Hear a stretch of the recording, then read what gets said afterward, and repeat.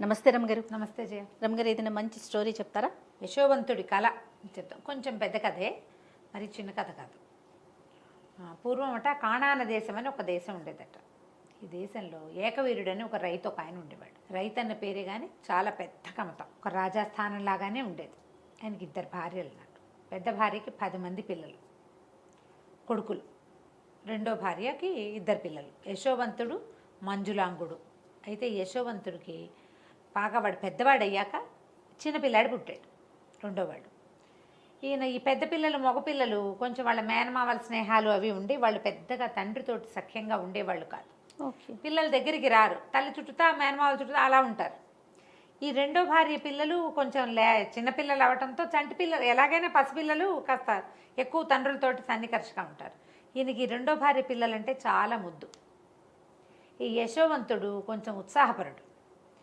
పడుకుని ఏదైనా కళ వస్తే నాకు ఇలా కళ వచ్చిందని చెప్పేవాడు. అయితే ఒకసారి ఏమైందట, వీళ్ళు చాలా పెద్ద గొడ్ల మంద ఉంది, పశువుల మంద. వీళ్ళకి రైతు కదా. ఈయన తన పశువుల్ని మేపే మైదానంలో గడ్డి తగ్గిపోతుంటే ఆయన ఏమన్నట్ట, ఒరే నాయనలారా, మీరు పశువుల్ని తీసుకెళ్ళండి, పెద్ద మందాన్ని పట్టుకెళ్ళిపోండి, చిన్న మందాన్ని నాకు వదిలిపెట్టండి, మరి ఇక్కడ గడ్డి తగ్గిపోయాక చిన్నపిల్లల్ని తీసుకుని నేను వస్తాను, మీరు ముందు పెద్ద మైదానాల వైపుకి వెళ్ళిపోండి అన్నారు. పాతకాలంలో అలా చేసేవాళ్ళు. ఇప్పుడు కూడా మేకల మందల్ని వాటిని తోలుకుపోతారు. కొండపాలెం సినిమా చూసాం. కొండపాలెం సినిమాలో అలాగే కదా, మేకల్ని గొర్రెల్ని వాటిని మేపడానికి కొండల మీదకి తీసుకుంటారు. అవి బాగా బలిసేక అమ్ముకుంటారు. వాటి కాపలా కాసుకోవటం అవన్నీ వాళ్ళదే పూచి. 10 మంది మగపిల్లలు, పెద్దవాళ్ళే. సరే అందుకని పంపిస్తే ఏమైంది, చిన్నపిల్లలు 2 ఇంటి దగ్గర ఉన్నారు. ఈ యశోవంతుడికి ఒక 16 ఏళ్ళు ఉంటాయి, ఆఖరి వాడికి ఒక 4-5 ఏళ్ళు ఆ మంజులాంగుడికి. అయితే యశోవంతుడు ఒకనాటి రాత్రి నిద్రపోతే వాడికి ఒక కళ వచ్చింది. ఆ కళ ఎట్లా వచ్చింది, తనేమో ఏదో రాజు వేషంలో ఉన్నట్టు, తన అన్నదమ్ములని తను దండించినట్టుగా ఒక కళ. ఓహో. వాడికి ఆ కళలు చెప్పడం అలవాటు కదా. అన్నయ్యలు ఎవరూ లేక వాళ్ళతో చెప్దామనుకుంటే ఇంతలో ఏమైంది, వాళ్ళు ఏం చేశారు, మైదానం మీదకి వెళ్ళిపోయి తండ్రికి కబురు చేయలే. అంటే తండ్రితో సఖ్యం లేదు వాళ్ళకి, నాన్న కంగారు పడతాడు, అలాంటి భావాలు లేవు. వీళ్ళకి ఏ కబురు చేయలే. వీడు నిద్ర లేచి ఆ కళ చెప్పడానికి ఎవరూ లేరు అనుకుంటుంటే తండ్రి అన్నాడు, అరే అబ్బాయి, నువ్వు కాస్త ముందెళ్ళి అన్నయ్య వాళ్ళు ఎక్కడున్నారో చూడు, ఎట్టాగొట్టా కబురు చేయి, మేము కూడా మెల్లిగా వెనకాల బయలుదేరి వస్తానులే, వాళ్ళ సంగతి ఏం తెలియలేదు, ఏదైనా ఇబ్బంది పడుతున్నారో ఏం పడుతున్నారో ఏదో ఒక కబురు చేయమంటే. ఈ యశోవంతుడు తండ్రితో సఖ్యం గలవాడు, తెలివైనవాడు, ఏదో చేస్తాడని ఈ 16 సంవత్సరాల పిల్లవాడిని పంపించాడు. పరిగెత్తుకుంటూ వెళ్ళాడు. వాళ్ళంతా మందతో నిదానంగా వెళ్ళారు. వీడు మేఘాల మీద పరిగెత్తుకుంటూ పోయాడు. పై మైదానంలో అన్నయ్యల్ని కలుసుకునేసరికల్లా ఈ కనపడంగానే వాళ్ళు ఏమన్నారు, ఏంట్రా ఇంకో కళ చెప్పడానికి వచ్చావా అన్నారు.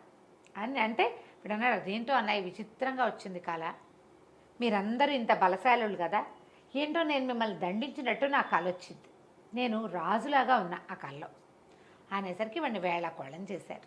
ఇంతకుముందు నీకు వచ్చిన కళలు నిజమైనాయి, కొత్తవన్నీ చెప్తావు అన్నాక వాళ్ళకి ఏమనిపించింది, వీడు కల్లో అయినా రాజు అయిపోవటం ఏమిటి, మన వెనకాల పుట్టినవాడు, కల్లో కూడా కాకూడదు. మన తమ్ముడు రాజు అయితే మనకు నచ్చుతుందా? పైగా సవతి మాత్సర్యం ఒకటి ఉంటుంది, ఇది ప్రధానమైంది. వాళ్ళు ఏమన్నారు, వీడి సంగతి చూడాలి, వీడిని ఎక్కడో చోట ఏదో ఒక జంతువుకి ఎరేసేస్తే వీటి రోగం కుదురుతుంది అనుకున్నారు. వీళ్ళందరూ కూడా ఇతని కంటే కాస్త కొద్దిగా పెద్దవాళ్ళు. వీడి వయసు వాడు ఒకడున్నాడు అందులో. వాళ్ళకి వీడు మన తమ్ముడు, వీడిని ఏమైనా చేస్తే నాన్నకి ఏం సమాధానం చెప్తాం, అయినా మనలో ఒకడిని లేదు అలా అనిపించాల. 2-3 వీడిని ఇక్కడే పాతేద్దాం అలా అనేసరికలు మిగిలిన వాళ్ళు ఒప్పేసుకున్నారు. ఒప్పేసుకుని వాడిని ఏం చేశారు, పట్టి తాడు పెట్టి ఈడుస్తూ తీసుకుపోయారు. ఎక్కడో చోట వదిలేయటాన్ని కట్టేసి ఈడ్చుకుపోతుంటే ఏమైంది, వీళ్ళకి ఎవరు కనిపించారు, ఆ దారిలో బానిసల్ని కొనుక్కునే ఒక వర్తకుల బిడారు వెళ్తారు.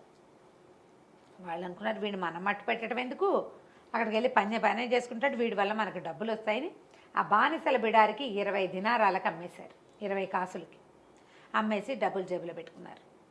మాట్లాడకుండా ఊరుకున్నారు, తండ్రికి చెప్పల. ఈ వర్తకుల బిడారులో పట్టుబడిన యశోవంతుడు అవతల రాజ్యంలో అమ్మబడ్డాడు, మహారాజుకి బానిసగా అమ్మబడ్డాడు. అయితే ఆయన బానిసలను ఏం చేసేవాళ్ళు, ఇలా కొనుక్కున్నాక వాళ్ళకి ఏంటి జీతభత్యాలు ఏమి ఉండవు, ఆహారం పెడతారు, పని చేయించుకుంటారు. మళ్ళీ వాళ్ళు అమ్మేసి తలుచుకుంటే అమ్మేసుకోవటమే, ఒక వస్తువు వాడు అంతే. అయితే ఈ అంతఃపురానికి దగ్గరలో అతనికి ఒక కొలువులో కుదిర్చారు వాడిని. ఏముంది, దేవుడిలో అన్నం తింటారు, ఇక ఉంటారు, అక్కడే ఉన్నాడు. వీడికి తన కళని విశ్లేషించుకోవటం అవి ప్రాక్టీస్ ఉన్నాయి ముందు నుంచి, ఉన్నాడు అక్కడే. ఈ లోపల ఏకవీరుడు కుమారులను పిల్లల్ని కలుసుకున్నాడు, చిన్నపిల్లల్ని భార్యల్ని తీసుకుని. యశోవంతుడు ఏడంటే ఏడి అన్నారు. మమ్మల్ని చూసి వెనక్కి వచ్చేసాడు, మాకు తెలియదు అనేసరికల్లా అయ్యో చిన్నపిల్లాడిని క్రూర మృగాల బారిన పడేసేసారని ఆ పిల్లవాడి మీద బెంగతోటి చిక్కి శల్యమైపోయాడు తండ్రి. పంచప్రాణాలు ఈ చిన్నపిల్లాడి మీదే పెట్టుకుని బతికేవాడు. కొంతకాలం గడిచింది. అయితే యశోవంతుడు చేరిన రాజ్యంలో రాజుగారికి ఒకనాటి రాత్రి ఒక కల వచ్చింది. చాలా విచిత్రమైన కళ. ఆయన ఎందరికో చెప్పాడు. ఆ కళ తాలూకు ప్రాఫెసీ ఇప్పుడు దీన్ని విశ్లేషణగా చెప్పగలిగిన వాళ్ళు ఎవరు కనపడలే ఆయనకి. ఎవరెవరినో రప్పించాడు. ఆ కళ ఏమిటి, ఒక పెద్ద ప్రవాహం ఈయన రాజ్యానికి ఆనుకొని ప్రవహిస్తోంది. అందులో ఇంచి 7 ఆవులు గట్టెక్కాయి. 7 ఆవులు ఎంత పుష్టిగా ఉన్నాయో, పెద్ద పెద్ద పొదుగులు, పెద్ద పెద్ద ఆవులు, ముట్టుకుంటే జారిపోతాయి చేతులు, ఈగబడితే జారేంత నున్నగా ఉన్నాయి. ఈ 7 ఆవులు మైదానం వైపుకి వచ్చి నుంచున్నాయి. ఇంతలో మైదానంలో నుంచి 7 బక్క చిక్కిపోయిన ఆవులు వచ్చినాయి. చూస్తూ ఉండగానే ఈ బక్క ఆవులన్నీ కలిసి ఈ పుష్టిగా ఉన్న ఆవుల్ని మింగేసాయి. వింతగా లేదు కళ. ఈ వింత కళని ఆయన ఎందరికో చెప్పాడు. పుష్టిగా ఉన్నాయి ఆవులను కదా, గోదర్శనం మంచిది, కావుని గోవుని తినేయడం మంచిదని ఎలా చెప్తాం? పోనీ గోవుని పులో సింహమో కాదు, గోవే తినటం. దాంతో జనాలు ఎవరు చెప్పలేకపోయారు. అయితే ఆయన మాట్లాడుతూ ఉంటే అది తెలియండి అన్నాడు వీడు పక్కన నిలబడి. ఆయనకు అర్థం కాలేదు. ఏమిట్రా అన్నాడు. అనేసరికి మీకు వచ్చిన కళ మన పరిస్థితిని సూచిస్తోంది ప్రభు అన్నాడు. నీకు అర్థమైందా అన్నాడు ఆయన. సైనికుడుగా నుంచున్నాడు యశోవంతుడు. నాకు అర్థమైంది ప్రభు అన్నాడు. ఏమర్థమైందో చెప్పు అనగానే 7 పుష్టి ఆవులు అంటే 7 సంవత్సరాల పాటు మనకి బ్రహ్మాండంగా పంటలు పండుతాయి, అద్భుతంగా పంటలు పండుతాయి. తర్వాత 7 బక్క చిక్కిన ఆవులు మైదానంలో నుంచి వచ్చాయంటే మనకి క్షామం రాబోతోంది 7 ఏళ్ల తర్వాత. ఓహో, ఇప్పుడు మనం ఈ 7 ఏళ్ల సంపదని, ఇప్పుడు ఈ 7 ఏళ్ళు మనం అనుభవించిన సంపత్తుని ఆ తర్వాత 7 సంవత్సరాలు మనని నాశనం చేసేస్తాయి. మనకి రాబోయే మంచికి చెడుకి సూచన ప్రభు మీ కళ అనగానే ఆయన ఆశ్చర్యపోయాడు. ఆ సభలో ఉన్న కార్తాంతికులు ఒకళ్ళిద్దరు ఇది కరెక్ట్గా ఉందని చెప్పారు. ఓకే, మాకు తట్టలేదు, ఏదో అందుతోంది కానీ వీడు బాగా చెప్పాడు అనగానే ఆయన అన్నాడు యశోవంతుడిని, సరే ఈ కళని నువ్వు మేనేజ్ చేయి, ఎట్లా చేస్తావో చెప్పు. అంటే ఏముంది, 7 ఏళ్ళు మనం సంపాదిస్తాం, ఒక్క గింజ వృధా కానివ్వద్దు, నిలవ పెట్టుకోవాలి. ఇప్పుడు ఈ సంవత్సరం మనకి బాగా ఎకరానికి 36-40 బస్తాలు పట్టేది, 60 బస్తాలు వచ్చిందనుకో, నువ్వు తిన్నంత తిని పారపోసినంత పారపోస్తావు. వచ్చే మొదటి 2 ఏళ్ళు జాగ్రత్త పడతావు, నెక్స్ట్ ఇయర్ ఇంకో 4-5 ఎక్స్ట్రా పండుతాయి. 2 ఏళ్ళ తర్వాత నీకు జాగ్రత్త వస్తుందా? అస్సలు రాదు. అదే చాలా మంది బిజినెస్ పీపుల్ చేసే పనులు ఇవే. లాభాలు వస్తుంటే ఒళ్ళు తెలియకుండా అయిపోతారు. సడన్గా నష్టం రావడం మొదలు పెడుతుంది. పాత లాభాలేమో వీళ్ళు ఉడాయించేస్తారు. నష్టం రావడం మొదలుపెట్టాక ఇంకా కవర్ చేసే వీలు ఉండదు, ఇలా అయిపోతాం. సరే రాజు అన్నాడు, ఓ పంచి, దీన్ని ఎట్లా ప్లాన్ చేయాలో చెప్పు. నువ్వు ఇంత ఐడియా ఉన్నవాడివి, నీకు ఐడియాలు లేకపోవటం ఏం లేదు. అబ్బాయికి 16వ సంవత్సరంలో వీళ్ళకి దొరికాడు. 20 ఏళ్ళు దాటాక ఈ అవకాశం వచ్చింది అతనికి. సరే ఏమైంది, ఇతను ఏం చెప్పాడంటే ఆ సంవత్సరం నుంచి ప్రజలు పండింది వాళ్ళకి అవసరమైంది ఉంచుకుని మిగిలిందంతా రాజుగారి ఖజానాకి గిడ్డంగులకి తరలించేసేయాలి. ఒక్క గింజ పారేయటానికి వీల్లేదు, ఒక గింజ పడేయకూడదు. మొత్తం గింజలన్నీ రాజుగారి గిడ్డంగులు, దానికోసం పెద్ద పెద్ద గోడౌన్లు తయారు చేయించాడు అతను. ఏటా ప్రజలు తమకు అవసరమైన ధాన్యాలు, విత్తనాలు, డబ్బు కూడా కావాల్సినంత ఉంచుకోవటం. ఇప్పుడు డబ్బు ఖజానాకు చేరిపోతుంది, ధాన్యాలు గిన్యాలు మొత్తం సమస్తం రాజుగారి గిడ్డంగులకి చేరిపోవాలి. మరుసటి సంవత్సరం పండిందంతా గిడ్డంగికి వచ్చేస్తుంది, నిరుటిది వాడుకుంటారు. ప్రతిసారి ఫ్రెష్దే ఉంటుంది, తెలివి చూడు, ప్రతిసారి ఫ్రెష్గా ఉంటుంది. అంతేగాని 7 ఏళ్ల క్రితం నిలవబెట్టింది 7 ఏళ్ల తర్వాత అదేం పని చేస్తుంది? ఆ గింజ పని చేయదు, ఇంకా తప్పతాలు వచ్చేస్తాయి అందులో. అవునవును. ఈ నిలవ పెట్టిందే మీరు వాడుకోవాలి తప్ప ఫ్రెష్ది మీ దగ్గర ఉండడానికి వీల్లేదు ఉమ్. అని చెప్పి ఇక నిలవలు విపరీతమైన నిలవల్లోకి వచ్చేసారు వీళ్ళు. ఈ 7 ఏళ్ల తర్వాత పంటలు పండటం స్లో అయిపోయింది. ఈ మొత్తం ఈ దేశానికి చుట్టుపక్కల అన్ని దేశాలలోనూ కూడా క్షామం వచ్చేసింది. ప్రజలకు ఏ ఇబ్బంది లేదు, హాయిగా ఉంది వీళ్ళ దేశం. అయితే ఈ యశోవంతుడి ఒరిజినల్ దేశం ఉంది కదా, కానాన్ దేశం, అక్కడ కూడా వచ్చింది ఈ సమస్య. గింజలు లేని పరిస్థితి. ఓ 2 ఏళ్ళు 3 ఏళ్ళు మేనేజ్ చేశారు పాత గింజలతోటి. క్రమంగా పండకపోతుంటే నిరుడేశం గింజలు ఒక్క విత్తనం పైకి రాలేదు. ఇంకా తర్వాత ఏం చేస్తే ఏదో ఇన్ని వచ్చినాయి, అవి మళ్ళీ విత్తనానికే పనిచేస్తాయి, తినడానికి పనికిరావు, లేవు. దాంతో అన్ని దేశాలు చుట్టుపక్కల రాజ్యాల వాళ్ళంతా మాకు కూడా సహాయం చేయండి అని యశోవంతుడి దగ్గరికి రావడం మొదలెట్టారు. మోతాదుగా వాళ్ళకు కూడా సహాయం చేశాడు. పై దేశాల నుంచి సహాయం అర్థించే వాళ్ళు రావడం మొదలుపెట్టారు కొల్లలుగా. మనకు అక్కడ ఏకవీరుడు ఉన్నాడు, యశోవంతుడి తండ్రి. ఆయన ఏం చేశాడు, కుమారులకు చెప్పాడు, నాయన మీరు కూడా వెళ్ళి ఆ రాజుగారి దగ్గర నుంచి ఏమైనా కొన్ని విత్తనాలైనా పట్టండి, వాళ్ళ విత్తనాలు మూలుస్తాయి ఈ సంవత్సరం తినడానికి, తర్వాత మనం విత్తనాలకి మన విత్తనం మొలవటాల వాళ్ళది గట్టిగా ఉంది అనేసరికి వీళ్ళని 10 మంది అన్నయ్యలు సంచులు పుచ్చుకుని వెళ్ళారు. యశోవంతుడిని వాళ్ళు గుర్తుపట్టలేదు. అప్పుడు వాళ్ళు చూసేసరికి లేత నూగు మీసాలు రాని పిల్లవాడు. ఓకే. ఎంత వయసు వచ్చింది, 30 దాటిపోయినాయి అతనికి. ఎవరు అతన్ని గుర్తుపట్టల. తర్వాత ఏమో ఇతను గుర్తుపట్టేశాడు అన్నయ్యలు. ఓకే. అన్నయ్యలు ఎందుకంటే వీళ్ళలో పెద్దవాడు 24 ఏళ్ళ వాడు అప్పటికే. 24-26 ఏళ్ళు ఉన్నాయి. ఆ వయసు పిల్లలు ఏం పడతాయి మొహాలు. అన్నయ్యలు గుర్తుపట్టాడు. అక్కడి నుంచి మీరు వేరే దేశం వాళ్ళు కాబట్టి మేము మీకు ఇవ్వము అన్నట్టుగా మాట్లాడితే బతిమలాడారు. కాదండి, మేము ఇంచుమించు ప్రభువు మా తండ్రి మా ప్రాంతానికి, ఈ కానాన్ దేశానికి చాలా పెద్ద కమతం. మేము 12 మంది అన్నదమ్ములం, మేము ఇప్పుడు 10 మంది వచ్చాం. మాలో ఒకడు చిన్నప్పుడే క్రూర జంతువుల పాలై పడిపోయాడు. చిన్నపిల్లాడి మీద ప్రాణం పెట్టుకుని ఉంటున్నాడు మా నాన్న. మాకు ఇంకా వేరే దారి లేదు. ఇంకో తమ్ముడు ఇంటి దగ్గర ఉన్నాడు, ఇవ్వండి అని బాగా బతిమలాడేసరికల్లా తను ఏమన్నాడు, సరే ఇప్పుడు వీళ్ళని రప్పించాలి ఎలాగైనా. తమ్ముళ్ళల్లో ఆఖరి తమ్ముడు ఇంటి దగ్గర ఉన్నాడు కదా, వాడిని తెచ్చి నాకు చూపించండి, నేను మీ మాట నమ్మాలంటే అన్నాడు. అనేసరికల్ వీళ్ళు లబలబలాడారు, మా నాన్న ఒప్పుకోడండి అని. అయితే ఇతను ఏమన్నాడు, మీరు డబ్బిచ్చి ధాన్యం పట్టుకెళ్ళండి అంటే 10 మంది వాళ్ళ దగ్గర సంచుల నిండా నింపించుకున్నాక ఈయన ఏమన్నాడు, మీరు ఆ చిన్నపిల్లాన్ని తెచ్చి నాకు చూపిస్తేనే మీ మీద నాకు నమ్మకం, వచ్చే సంవత్సరం మీకు గింజలు ఇస్తాను, అందుకు కాపుగా మీలో ఒకరిని ఇక్కడ ఉంచి వెళ్ళండి. ఈ సంవత్సరానికి ఇచ్చారు ధాన్యం, వీళ్ళు తింటారు, పండించుకుంటారు, పంట వేస్తారు. పంట రాకపోతే వచ్చే సంవత్సరానికి పంటకి కావాలి, తిండికి కావాలి, మళ్ళీ రావాలి. అవును అనేసరికల్లా ఒకరిని మాకు వదిలిపెట్టేసేయండి అన్నాడు. లబలబలాడారు కానీ అతను ఒప్పుకోలే. ఇప్పుడు మీ ఉన్న 10 మందిలో ఆఖరి వాడిని నా దగ్గర పెట్టేళ్ళండి అనేసి వాడిని ఉంచుకుని ఏం చేశారు, సైనికులకి ఏం చెప్పాడంటే వీళ్ళ సంచుల్లో ఆ ధాన్యంతో పాటుగా వాళ్ళు ఇచ్చిన డబ్బులు కూడా వేసి మూట కట్టి వాళ్ళకి ఇచ్చేయండి అన్నాడు. అన్నయ్యల దగ్గర డబ్బు తీసుకోవాలా. ఆఖరి తమ్ముడు ఇక్కడ వదిలిపెట్టి వెళ్ళిపోయారు. ఆ 10 మందిలో ఆఖరి వాడు ఇక్కడ ఉండిపోయాడు, 10వ వాడు. వీళ్ళు ఇంటికి వెళ్ళారు. ఇంటికి వెళ్ళి ఏకవీరుడికి చెప్పారు, ఇట్లా జరిగింది, ఆఖరి వాడిని వదిలిపెట్టి వచ్చామంటే ఆయన లబోదిపోమని పొట్టాడాడు. అట్లా వదిలిపెట్టి వచ్చారు, పైగా అసలు వాడిని చంపేశారు. ఇప్పుడు ఈ పిల్లాన్ని కూడా ఎవడేదానో కొట్టడానికి తీసుకెళ్తామంటున్నారు. వీళ్ళు లేకుండా నేను బతకలేనంటే బతిమలాడారు. కాదు నాన్న, ఒకడినేమో దిగబెట్టి వచ్చాం, మీరు 10 మంది అందరూ కనపడండి అని అడుగుతున్నాడు. అందుకని ఈ పిల్లాన్ని కూడా తీసుకెళ్ళి చూపి జాగ్రత్తగా తీసుకొస్తాను, చిన్నవాడు కదా వాడు. అవును. మళ్ళీ మనకి ధాన్యం కావాలంటే ఇప్పుడు వెళ్ళలేదనుకో, వెళ్ళొద్దు అంటే మానేస్తే తమ్ముడు అక్కడ ఉండిపోయాడు. రేపు మళ్ళీ ధాన్యం తెచ్చుకోవాలంటే ఎట్లా చేస్తాం? అందుకని మంజులాంగుడిని తీసుకెళ్తామని బతిమలాడి తండ్రిని ఒప్పించి ఆయన నెత్తినోరు కొట్టుకుంటుండగానే చిన్న తమ్ముడిని తీసుకుని బయలుదేరారు. ఓకే. తమ్ముడు అప్పుడు ఇతను వచ్చేసే నాటికి 4-5 ఏళ్ల వాడు. ఇప్పుడు ఎన్నేళ్ళు అయింది, పిల్లాడు ఇంత ఎత్తయ్యాడు. ఓకే. ఆ తమ్ముడిని చూశారు. సరే వీళ్ళెవ్వరూ అతన్ని యశోవంతుని గుర్తుపట్టాలి, ఎందుకంటే అక్కడ మంత్రి వేషం, బట్టలు, తలపాగా, మొహం మీదకి ఒక కుచ్చుతోటి అసలు అతన్ని గుర్తే పట్టలేదు వాళ్ళు. అక్కడి నుంచి వీళ్ళు వచ్చేసరికి ఆ చిన్న తమ్ముడిని కూడా చూశారు కల్లా మహా ముద్దొచ్చేసింది ఇతన్ని. భోజనాలకు రండి, మాతో పాటు అన్నం తిందురు కానీ పిలిచాడు. భోజనాలకు ఏర్పాటు చేశారు. వరుసగా వేస్తే వరుసగా 1, 2, 3 మీరు కూర్చోండి నేను వరుసగా కూర్చోబెట్టాడు. వీడు ఈయనకి ఎట్లా తెలుసు మన వరుస అనుకున్నారు, ఆశ్చర్యపోయారు.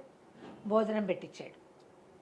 నేను కూడా మీతో పాటు తింటానని తర్వాత 11వ వాడిగా తను, 12వ వాడిగా తమ్ముడిని కూర్చోబెట్టి పీటలు అట్లా వేయించి వాళ్ళతో పాటు కూర్చుని అన్నం తిన్నాడు. ఓ సంతోషం పట్టలేపాడు. మరి చిన్నతనం నుంచి అట్లా చిన్న అలవాటు కదా పాపం. అక్కడి నుంచి ఏం చేశాడు, అరే వీళ్ళంతా వెళ్ళిపోతారు కదా, వాళ్ళు మళ్ళీ ధాన్యానికి డబ్బు తెచ్చిచ్చారు.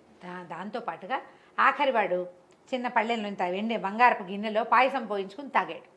ఈ పాయసపు గిన్నెను కూడా అందులో వేసేయండి, వడ్ల మూటలో వేసేసి కట్టేసి పంపించండి అన్నాడు. సరే దాన్ని వాళ్ళు తెచ్చిన డబ్బులనేమో ధాన్య మూటల్లో వేసేశారు. ఆఖరి వాడు పాయసం తాగిన ఆ బంగారు పాత్రను కూడా అందులో వేసి మూట కట్టేసి వీళ్ళ చేతిలో పెట్టారు.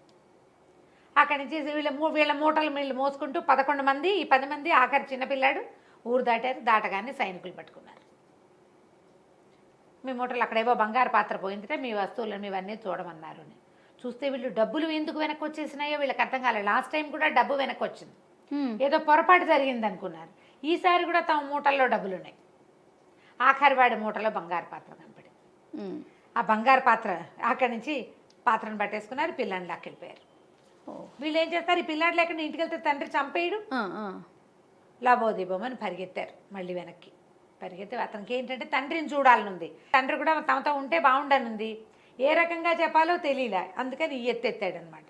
అక్కడి నుంచి పెద్దవాళ్ళంతా బతిమలాడారు, బాబు మేము చేయలేదండి, పైగా మా పిల్లవాడు అట్లా కక్కుర్తి పిల్లాడు కాదు, వీడు మా ఇంట్లో వీడే కింగు, మేము మలమల వాడిపోయాము గింజలు లేక, అయినా మా ఇంట్లో వెండి పాత్రలు బంగారు పాత్రలు ఉన్నాయండి, వీడు పుట్టినప్పటి నుంచి బంగారు కంచంలో తినేవాడే, వాడికి ఒక్కడికే ఉంది ఆఖరి వాడని బంగారు కంచం, మా వాడు అట్లాంటి పిల్లవాడు కాదని బతిమలాడారు. కానీ కాకపోతే ఏమైంది, అలా వీళ్ళు బతిమలాడి మాట్లాడుతుంటే ఇతను తన తలపాగా ఇవి చుట్టూతా ఉన్న ఉత్తరీయము తీసి పక్కన పెట్టాడు. ఈ చిన్న పిల్లాడు ఒక్క ఎగిరి అన్నను కావలించుకున్నాడు. అప్పటిదాకా తెలియలే వాడికి, పైగా మంత్రి గారు మొహంలో ఒక మొహం పెట్టి ఏం చూస్తాడు, అవును పక్కన కూర్చున్నాడు. దానికి తోడు కావలించుకునేసరికి వాళ్ళు నిర్కాంతిపోయారు. ఒరే ఏమిట్రా అన్నారు వాళ్ళు. వాళ్ళల్లో ఒకళ్ళిద్దరు దగ్గరికి వచ్చి పిల్లాడిని లాగబోయేసరికల్లా వాళ్ళకి కనపడింది వాడి తండ్రిదే, వాడి మొహం.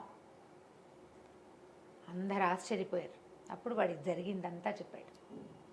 ఒక బండి పంపించి తండ్రిని తల్లుల్ని రప్పించుకున్నాడు. వాడికి వచ్చిన కళ ఎలా నిజమైంది, తను రాజుగా ఉన్నట్టు మిగతా వాళ్ళంతా కూడా అన్నయ్యల్ని దండిస్తున్నట్టు వచ్చిన వాడి కళ ఇన్నేళ్లకి కళలు ఫలిస్తాయి. రాజుగారి కళ కూడా ఫలించింది. ఇలాంటిది జరుగుతుందని ఊహించకుండా వాడేదో తను రాజైపోయాడన్న కోపంతో ఈ పని చేశారు. వాళ్ళకి బాధగానే ఉంది, ఆ తమ్ముడిని మిస్ చేసుకున్నామని. ఇక చేయగలిగేది ఏమీ లేదు. తర్వాత యశోవంతుడు తన అన్నయ్యల్ని తన రాజ్యంలోనే ఉంచుకున్నాడు. అతను మంత్రిగా ఎంతకాలమో చేశాడు. ఆ కానాను దేశంలో ఉన్న వీళ్ళ పొలాలన్నిటినీ కూడా తమే వెళ్ళి స్వాధీనం చేసుకున్నారు. సో కళలు ఫలిస్తాయని అనుకోవాలి. నమస్తే రమ్మగారు. నమస్తే రమ్మగారు. మోసపోవటం, రకరకాల విషయాలు రకరకాలుగా మోసపోతూ ఉంటారు. అది చిన్నది కావచ్చు, పెద్దది కావచ్చు. డబ్బుల దగ్గర ఎక్కువ, మరీ ఎక్కువ అనమాట. ఎందుకని అలా జరుగుతుంది అంటే, డబ్బు అనేసరికి మనం ఎక్కువగా ఇంట్రెస్ట్ చూపించడం అంటే ప్రాధాన్యం ఇవ్వటం వల్ల ఎదుటి వారితో మనం ఎక్కువగా మోసగింపబడతారేమో అని అనుకుంటా ఉంటాను నేను. అవును, డబ్బుల మీద వ్యామోహంతో ఏంటంటే చిన్న పిల్లల దగ్గర నుంచి పెద్దవారి దాకా డబ్బు అనగానే అదొక అంటే ఇంకా బ్రహ్మ పదార్థం.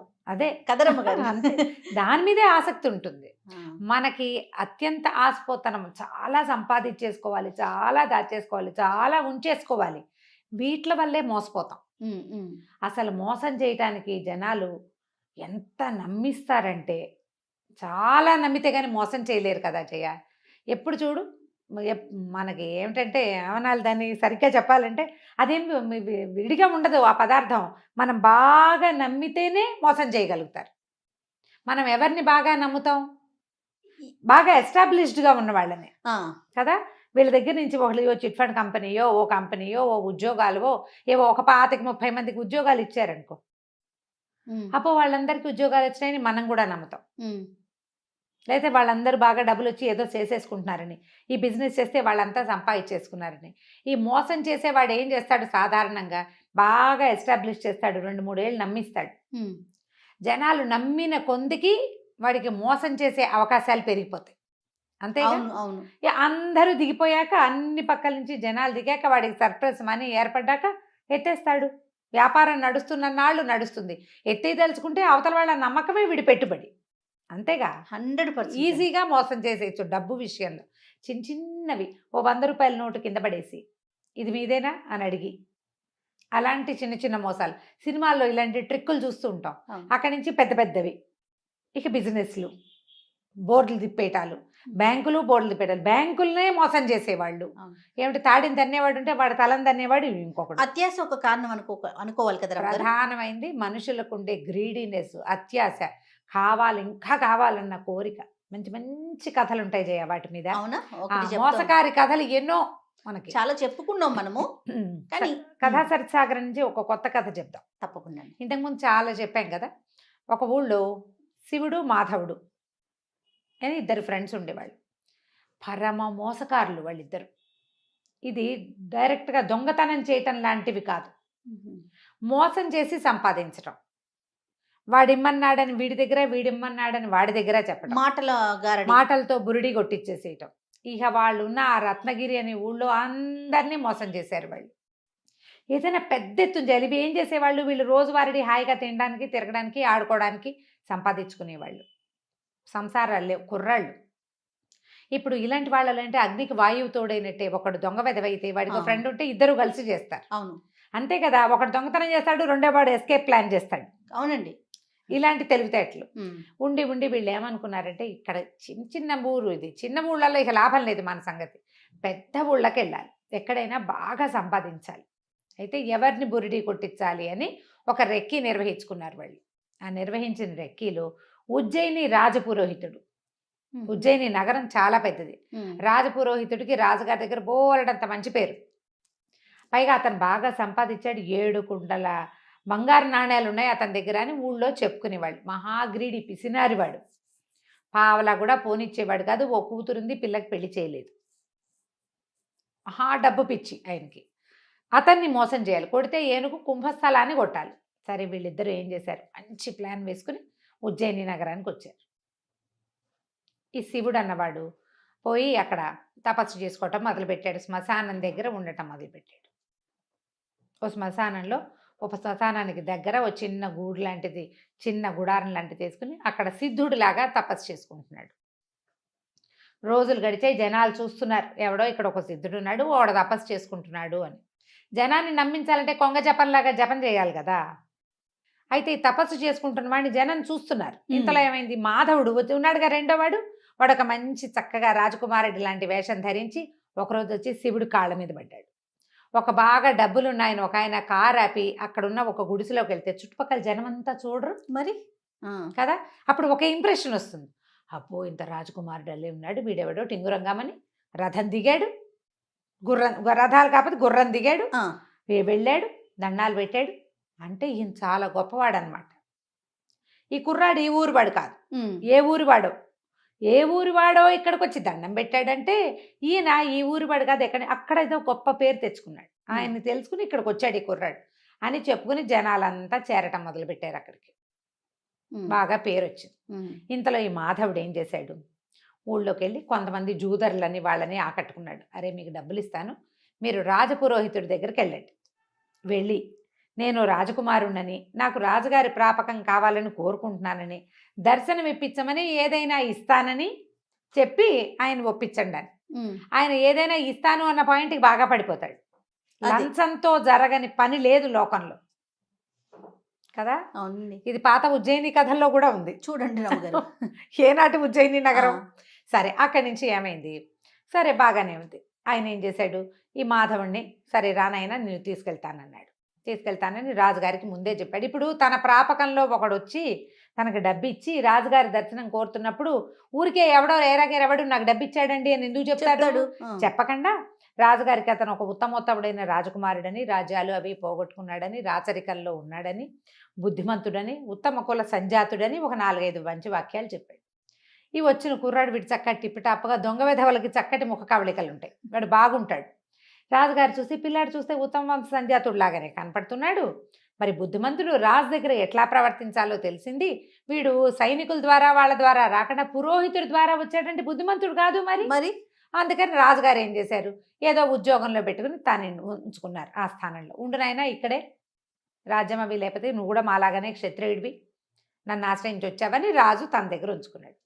సరే ఈయన ఏం చేశాడు, రాజపురోహితుడు వీడు ఏ ఊరు నుంచో వచ్చిన రాకుమారుడు కదా, మన ఇంట్లోనే ఉంచుకుంటే వాడి తిండి డబ్బులు అవన్నీ మనకే వస్తాయని ఆశపడి, ఇంకా ఈయనకి రాజపురోహితుడికి డబ్బుకేం కోదవా మరి, అయినా గ్రీడు ఆ పోయేది కూడా మనకే రావాలని. ఉమ్, అక్కడి నుంచి మాధవుడిని రా అబ్బాయి మా ఇంట్లో ఉండు అన్నాడు. సరే ఇతను ఏం చేశాడు, ఈ రాజకుమారుడి వేషంలో ఉన్న మాధవుడు పురోహితుడు గారింట్లోకి, శంకరస్వామి ఆయన పేరు, అక్కడికి చేరాడు. చేరిన తర్వాత సరే తనకి పూర్వోత్తరం నుంచి వాళ్ళ పేరెంట్స్ దగ్గర నుంచి రాచరికం వల్ల వచ్చాయి అని చెప్పి ఓ అంత బిందె, దాని నిండా వజ్రాలు రత్నాలు ఉన్న ఒక బిందెని వీళ్ళింట్లోనే, ఈ గదిలో లాకర్ ఉందండి అని తన బ్యాగ్లోంచి ఆ బిందె తీసి పెట్టాడు. ఈయన కళ్ళు మిరుమిట్లు గొలిపేసినాయి, ఏమిటో బిందె పెడుతున్నాడు, వీటి నిండా నగలున్నాయి.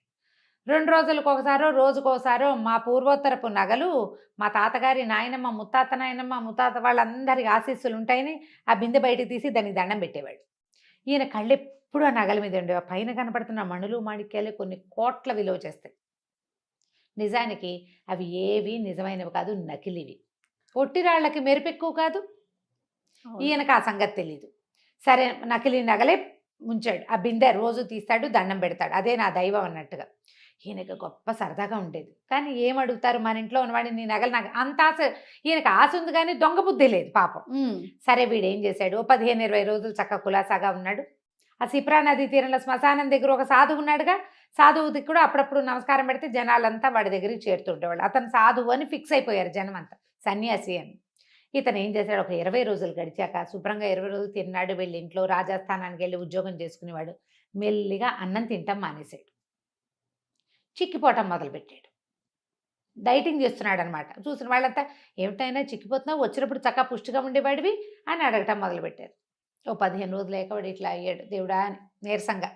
ఏమన్నాడు, నాకు అగ్నిమాంద్యం పట్టుకుందండి, బతకనో ఏమిటో నేను. మా తాత కూడా ఇలాగే చచ్చిపోయాడండి, మా ముత్తాత కూడా ఇలాగే అయిపోయాడు, నాకు కూడా అగ్నిమాంద్యం పట్టుకుంది కాబట్టి బతకను నేను. నాకేమన్నా ఇల్లా వాకిలా, మా పూర్వోత్తరం నుంచి వచ్చిన నగలు ఉన్నాయి, వాటిని ఎవరైనా సద్బ్రాహ్మడికి దానం చేసి మరణిస్తానండి అని మొదలుపెట్టాడు. ఈయనకి పాపం ఏం చేస్తాడు, నాకు ఇచ్చే అని అనలేకపోయాడు. అవునవును. ఎవరినో బ్రాహ్మణుల్ని తీసుకొచ్చేవాడు. వీళ్ళు నాకు నచ్చలేదు, వాళ్ళు నాకు నచ్చలేదు, వీళ్ళు నాకు నచ్చలేదు, ఏమిటి ఇలా ఉన్నాడు, ఇలా ఉన్న వాళ్ళకి దానం చేస్తే నాకేం సద్గతులు వస్తాయండి అనేవాడు. కొద్ది రోజులు గడిచాక ఏమన్నాడు, సిప్రా నది తీరంలో శ్మశానం పక్కన ఒక గూడారం వేసుకున్నాడు చూడండి సిద్ధుడు, ఒక ఆయన సాధువు, ఒక సన్యాసి. ఆయన అయితే మహోత్కృష్టమైన దానం, ఆయనకి ఇవ్వాలి దానం, నా నగలన్నీ నేను ఆయనకి దానం చేస్తానండి అన్నాడు. పాపం ఈయనేం చేశాడు, ఈ రాజపురోహితుడు. ఇప్పుడు దాన ప్రక్రియ ఒకటి ఉంటుంది కదా, ఆ ప్రక్రియ చేస్తే తనకి 10 రూపాయలు ముడతాయి, ఆయన ఉద్దేశం అది. పోయి అక్కడ ఉన్నాడే ఎవరు, అక్కడ వీడి ఫ్రెండ్ శివుడు, అక్కడ కూర్చున్న ఆ సన్యాసికి వెళ్ళి అడిగాడు, బాబు మా ఇంట్లో ఉన్న మాధవుడికి ఒంట్లో బాగుండలేదు, వాడికి అగ్నిమాంద్య రోగం పట్టుకుంది, మరి చనిపోయేలాగా ఉన్నాడు, పాపం బక్క చిక్కిపోయాడు, తన దగ్గర ఉన్న పూర్వోత్తరపు నగలన్నీ దానం చేస్తానంటున్నాడు, దానం పట్టమన్నాడు. అనేసరికల్ శివుడు అన్నాడు, నాకేం ఇంట్రెస్ట్ లేదండి, దానం ఎందుకు, నేను సన్యాసిని, సంసారికైతే ఏదో నగా నాణ్యం దానం పుచ్చుకున్నా ఉపయోగపడుతుంది, నాకేం ఉపయోగం, నేను సన్యాసిని, పోనీ దానం పుచ్చుకుందామని నాకు పిల్లని ఎవడిస్తాడండి అన్నాడు. అనగానే ఈయనేమన్నాడు, బాబు పూర్వాశ్రమంలో నువ్వెవరు ఏమిటనంటే నేను బ్రాహ్మణేనండి అని చెప్పి, అయితే నాకు కూతురు ఉంది, మా పిల్లనిచ్చి పెళ్లి చేస్తా. ఓహో, మా పిల్లనిచ్చి నీకు పెళ్లి చేస్తాను, పెళ్లి చేసుకో, దానం పుచ్చుకో, మా ఇంట్లోనే ఉండు కానీ హాయిగా అన్నాడు. అని చంకలు గుద్దుకున్నాడు లోపల, అమ్మయ్య మన అల్లుడికే వస్తుంది మొత్తం డబ్బంతా. సరే ఈయన కాసేపు నసిగి గునిసి, సరేలేండి పాపం ఆయన ఎవరో వర్ణాసన్నుడుగా ఉన్నవాడి కోరిక తీర్చాలి, తమరింత పెద్దవారు ఇంత మాట అన్నారు, కన్యాదానం కూడా చేస్తామంటున్నారాయే, అలాగే లేండి అన్నాడు. వెంటపెట్టు తీసుకొచ్చి వినయ స్వామిని, ఆ పిల్ల పేరు, ఆ తమాషా పేర్లు ఉంటాయి ఈ కథా సరిత్సాగరంలో, ఆ వినయ స్వామిని ఇచ్చి పెళ్లి చేశాడు. పెళ్లి చేసిన 2 రోజులకి ఈతంతోటి ఆ మొత్తం బంగారపు కుండ ఉంది కదా, కుండ నిండా ఉన్నాయి వజ్రాలు రత్నాలు ఆభరణాలు పూర్వోత్తరపు నగలు, అవన్నీ దానం చేయించాడు. అయితే ఇతనేమన్నాడు, ఈ నగల సంగతి నాకేం తెలుస్తుందండి, మీరే దాచండి అని మామగారి చేతిలో పెట్టాడు శివుడు. మాధవుడు ఆ రోజు నుంచి అన్నం తింటాం మొదలుపెట్టాడు. నెల తిరిగేసరికి చక్కగా నున్నగయ్యాడు. దానం చేసిన ఫలితం వల్లే ఆరోగ్యం చేకూరింది. అంతేగా మనం గుళ్ళో పూజ చేస్తే ఆరోగ్యం చేకూరుతుందని చెప్పుకుంటాం కదా, మందు పట్టించిందనం మనం పూజ చేయటం వల్లే అంటాం. మన డాక్టర్ మంచివాడనే మాట కంటే పూజ చేయించాం, గ్రహశాంతులు చేయించాం కాబట్టి అలా నమ్ముతారు కొంతమంది. ఆ ఊళ్ళలో ఆ రోజుల్లో మరీ ఎక్కువ దానం చాలా గొప్పగా చేయించారు ప్రక్రియ. ఆయన కన్యాదానం చేశాడు, వీడు నగలు దానం చేసి ఆరోగ్యం బాగుపరుచుకున్నాడని చెప్పుకున్నారు. అక్కడి నుంచి 1-2 నెలలు గడవంగానే ఇక ఇతనేమన్నాడు అల్లుడు, ఏమంటే మీ ఇంటి మీద పడి తింటాం ఏం బాగుంటుంది, నాకు ఎట్లాగో దానం వచ్చింది నగలు, ఆ నగలు మీరే ఉంచుకోండి, ఓకే. దానికి తగిన వేల ఇచ్చేసేయండి నాకు, నా డబ్బులు నాకు దానం వచ్చిన డబ్బులు నేను ఖర్చు పెట్టుకుంటాను అన్నాడు. అనేసరికి ఆయన ఒప్పుకుని తన దగ్గర 7 కుండల్లో డబ్బులు ఉన్నాయని చెప్పుకుంటున్నారుగా ఊళ్ళో అంతా, ఆ 7 కుండల ధనాన్ని అల్లుడు గారికి ఇచ్చాడు. నగలు తను దాచిపెట్టుకున్నాడు. అవి పూర్వపు రాజవంశపు నగలు, అంటే కోట్ల విలువ చేస్తాయి. మన దగ్గర 7 కుండలు ఏమిటి, దిక్కుమాలిన ముష్టివి, ఇవే ఉంది లెక్క, అది చాలా ఎక్కువ అని భావించాడు. కొద్ది రోజులైంది, ఈ శివకేశవులు ఇద్దరు ఉన్నారుగా, శివుడు మాధవుడు, హాయిగా ఎంజాయ్ చేయటం మొదలుపెట్టారు. అక్కడికి ఇక్కడికి వెళ్ళిపోతారు, తింటారు, కొనుక్కుంటారు, తాగుతారు, అక్కడ ఇక్కడ జూదవాడడానికి వెళ్తారు, విహారయాత్రలకు వెళ్ళిపోతున్నారు, ఎంజాయ్ చేసేస్తున్నారు. ఇంకా కొన్నాళ్ళు గడిచాక రాజపురోహితుడికి ఏదో పెద్దట రోజువారీ జీతానికి ఆయన కొదవలేదు. రాజుగారి దగ్గర నుంచి జీతం వస్తుంది, తర్వాత ఏమో సంబారాలు వస్తాయి, భోజనానికి దానికి ఖర్చులు వెళ్ళిపోతాయి. ఒకసారి ఆయన ఏదో కొనుక్కుందాం అనుకున్నాడు, పొలమో ఏదో, డబ్బులు లేవు, క్యాష్ లేదు కదా, మరి లిక్విడ్ ఉండద్దు. ఈయన ఏమనుకున్నాడు, మన దగ్గర ఇంత కొండ నిండా నగలున్నాయని ఒక మాణిక్యాన్ని పుచ్చుకుని రత్నాల వర్తకుడి దగ్గరికి వెళ్ళాడు. ఆయన చూసి, ఏంటండి ఇది గాజు, దాన్ని నేలకేసి కొడితే 300 ముక్కలైంది. అది గాజు రాళ్ళు ముక్కలైపోతాయి, రత్నాలు ముక్కలు కొసలు కూడా విరగవు బయటికి. అయితే రత్నాల వర్తకుడు అన్నాడు, ఈ భలేవారండి, ఇది పిచ్చిది, మీరు ఎక్కడి నుంచి తెచ్చారనగానే ఆయనకు ఉండే గోపేలు మంది, ఊరు నాయనో ఏం చేతుండ్రా దేవుడా అని ఈ చెంబంత బిందు ఉందిగా, బిందంతా పుచ్చుకుని రత్నాల వర్తకుడి దగ్గరికి వెళ్తే అన్ని గిల్టు నగలే అవి. వాడు రోజు బిందె తీసి దండం పెడుతున్నాడు కదా, మెరుపు పెడుతున్నాడు వాటికి, మెరుపెట్టి ఎప్పటికప్పుడు తలతల్లాడిస్తున్నాడు. ఈయన చూసుకునేసరికి అవన్నీ పిచ్చి పిచ్చిగా ఉన్నాయి. రెండోదేమో అన్నీ పిచ్చివే, అందులో ఒక్క బంగారు వస్తువు లేదు. అక్కడి నుంచి పరిగెత్తుకుంటూ వచ్చాడు. అల్లుడిని, తీ నీ నగలన్నీ నువ్వే తీసుకో, నా డబ్బులు నాకేమంటే, ఇంకేం డబ్బులు, నువ్వు నాకు ఇచ్చావు, నేను వాడేసుకున్నావు, ఇప్పుడు నా దగ్గర ఏం లేవు, కొన్ని వ్యాపారాల్లో మదుపులు పెట్టుకున్నాం, మిగిలింది మేము వాడేసాం అనగానే ఈయన మాధవుడి మీదకి తిరిగాడు. నువ్వే కదా నాకు దానం ఇచ్చావు, నువ్వు ఇచ్చిన నగలన్నీ తప్పు, అవన్నీ పిచ్చి నగలంటే నాకేం తెలుసు, మా వాళ్ళు ఇచ్చిన నగలు నాకు తెలియదు అన్నాడు.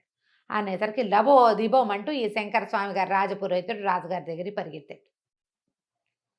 ఈ నగలు ఎక్కడవయ్యా అంటే, అల్లుడివి. అల్లుడికి ఎక్కడవంటే దానం ఇచ్చాడు.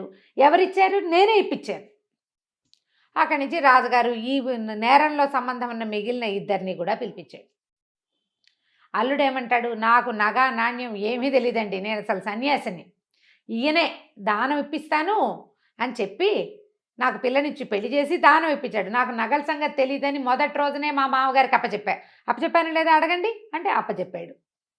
అక్కడి నుంచి మాధవుడిని అడుగుతారు. మాధవుడు అంటాడు, నాకేం తెలుసండి, నేనేదో రాజస్థానం నుంచి పారిపోయి ఇచ్చేసా, మా తాత ముత్తాతల నాడు ఆ బిందె మా ఇంట్లో ఉండేది, నేను ఆ బిందె తెచ్చుకున్నా, అది బంగారుదో టింగారుదో నాకు తెలీదు, నేనేనాడు వాటిని అమ్మడానికి ప్రయత్నం చేయాల, పెద్దవాళ్ళ జ్ఞాపకార్థం ఉంచుకున్నా, చచ్చిపోతానని దానం ఇచ్చాను, అది బంగారం అని భావించి కాదు, మా తాత ముత్తాతల ఆస్తిగా భావించా, అందులో ఉన్నది బంగారమో కాదో నేనేనాడు పరీక్షించాల, నాకు తెలియదు. ఓకే, రాజుకు అర్థమైంది వీళ్ళిద్దరూ మోసకారులే. మధ్యలో మోసపోయిన వాడెవడు? రాజపురోహితుడు. ఎందుకు మోసపోయాడు ఆయన?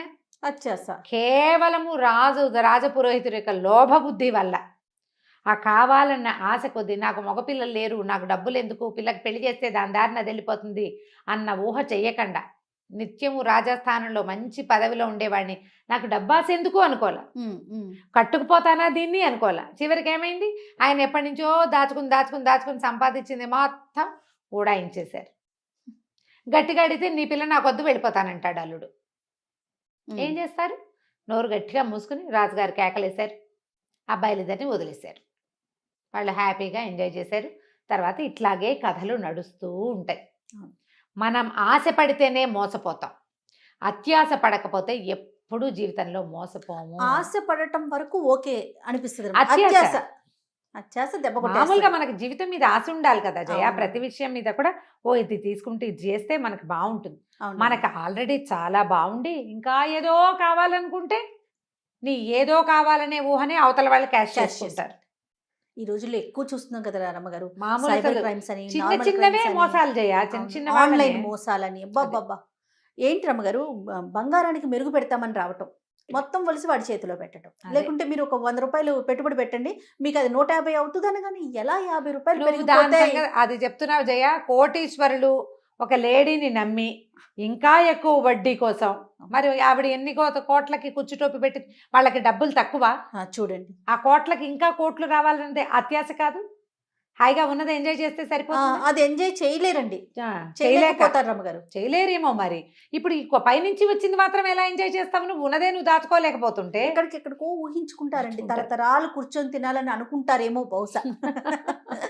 రైట్ రామ్ గారు, దాని మీద చాలా కూడా బాగుంది. మళ్ళీ మంచి కథ ఉంది, చెప్దాం మళ్ళీ. అవునా, తప్పకుండా. రైట్ రామ్ గారు, నమస్తే. నమస్తే జయ. నమస్తే రమ్మగారు. నమస్తే జయ. రమ్మగారు, ఏదైనా మంచి స్టోరీ చెప్తారా? సుకేసిని కథ చెప్తాం. సుకేసిని, మళ్ళీ తమాషాగా ఉంది. ఓకే. మన మాణిక్య ద్వీపం అని ఒక ద్వీపం ఉండేదట పూర్వం. ఓ రాజుగారికి రాజ్యం చేసేవారు. ఆయనకి లేక లేక ఒక కూతురు పుట్టింది. ఆ పిల్లకి కొంచెం తమాషాగా ఉండేదట జుట్టు, బంగారపు రంగు కేశాలు ఉండేవి. ఎంత అందంగా ఉందో, భలే బాగుండేది పాప. అమ్మాయి జుట్టు మరీ అందంగా ఉండేది, వెనకాలకంతా ఉంగరాలు తిరిగి ఉండేది, ముందు వైపు కొంచెం గోల్డెన్ ల్యాక్స్ ఉండేవన్నమాట. ముందు ఉన్న జుట్టు బంగారపు రంగు ఉండేది. రాగి రంగు ఉంటే ఒక రకంగా ఉండును, ఈ బంగారపు రంగు ఉండేసరికల్లా ఏదో వింతగా ఉందని అమ్మాయికి సుకేసిని అని పేరు పెట్టారు. పిల్ల వయసు వచ్చే కొందికి కొంచెం అందంగా తయారైంది. 16 ఏళ్ళు వచ్చినాయి అనుకుంటా. కాస్త యుక్త వయసు కరాలు అయిన తర్వాత ఒకసారి ఒక బిచ్చగత్తెగా కనపడిన ఒక మంత్రగత్తెని చూసింది ఈ పిల్ల. చూసి చాలా వికృత రూపంతో ఉంది. మామూలుగానే కాస్త భావన పిల్లలు ఇదేంటి ఇలా ఉంది అలా అనేస్తారు. అవును. ఈ అమ్మాయి ఆ బిచ్చగత్తెని చూసేసరికల్లా ఒక చీదరించుకుని, ఇంత వికృతంగా ఉంది బాబోయ్ కళ్ళు అని కళ్ళు మూసుకుందా. మూసుకునేసరికల్లా బిచ్చగత్తె కాదు, మంత్రగత్తె. ఓహో. అదేముంది, ఏమిటి నీ జుట్టు చూసుకుని నీ పొగరా, నువ్వు అందంగా ఉన్నావు, మీ అమ్మ నాన్న అందంగా ఉన్నారు, నీకు అనుపానాలన్నీ కుదిరి అందంగా ఉన్నావు, నువ్వు మంచి బట్టలు వేసుకున్నావు, నగబెట్టుకున్నావు, అందరికీ భగవంతుడు అది ఇస్తాడా? ఎవడి రూపం వాడిది కదా. బాడీ షేమింగ్కి పాల్పడిందని తిట్టి, నీ జుట్టును చూసుకునే నీకు గొప్ప, ఒక్క వెంట్రుకు లేకుండా రాలిపోతుందని చెప్పించి. అయ్యయ్యో. చూస్తుండగానే పిల్ల నెత్తి మీద జుట్టంతా రాలిపడిపోయి గుండు అయిపోయింది. అయ్యో. 14-15 ఏళ్ల పిల్లకి గుండు తీయించుకుంటే వేరే రకం, దాన్ని జుట్టు చూసే గర్వించేదానికి జుట్టు ఊడిపోతే ఇంకేముంది? ఎట్లాగా? ఇక పిల్లలు అవోదివో ప్రజలందరికీ నవ్వొచ్చింది గుండుతో ఉన్న పిల్లని చూసేసరికి. ఆ కాలంలో ఆడపిల్లలు జుట్టు తీయటాలు అవి లేవు. పైగా ఇట్లా మొత్తం మొహం మీద చర్మంలాగా తల మీద చర్మం కూడా అయిపోయింది, వెంట్రుకే లేదు.